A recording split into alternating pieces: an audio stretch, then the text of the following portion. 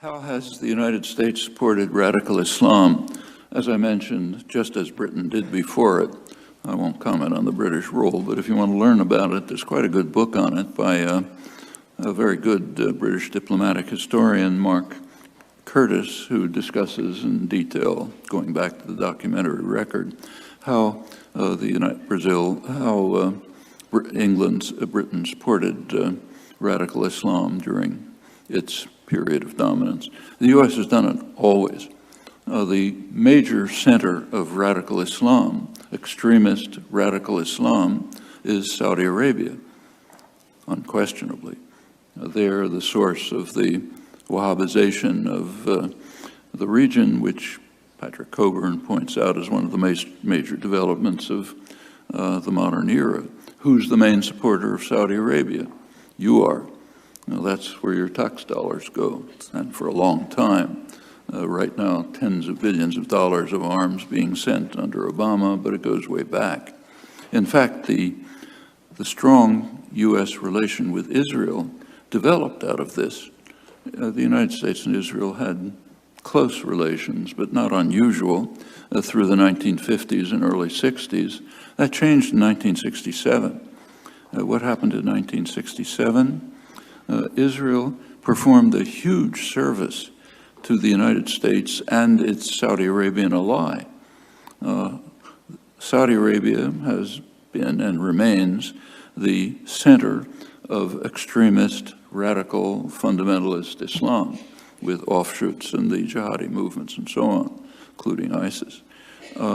At the time, the center of secular nationalism was Nasser's Egypt, and there was a conflict between the two of them. In fact, they were at war. They were at war in the Yemen at the time. Israel administered a very serious blow to secular nationalism. It devastated the Egyptian army in Syria, and it saved Saudi Arabia and offered a great boon to the United States. And in fact, if you check back, it's at that time that the unusual, in fact unique, relationship between Israel and the United States developed. And in fact, it continues after that.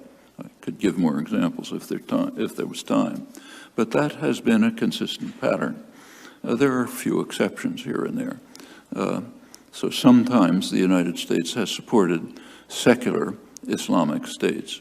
The most extreme and interesting example is Saddam Hussein, who was greatly loved by the Reagan administration and by the Bush 1 administration.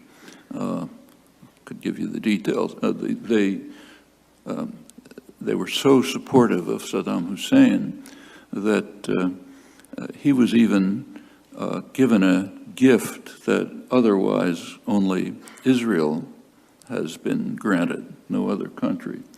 He was permitted to attack a U.S. naval vessel, killing a couple of dozen American sailors, and to get away with it with just a tap on the wrist. Israel had done the same thing in 1967.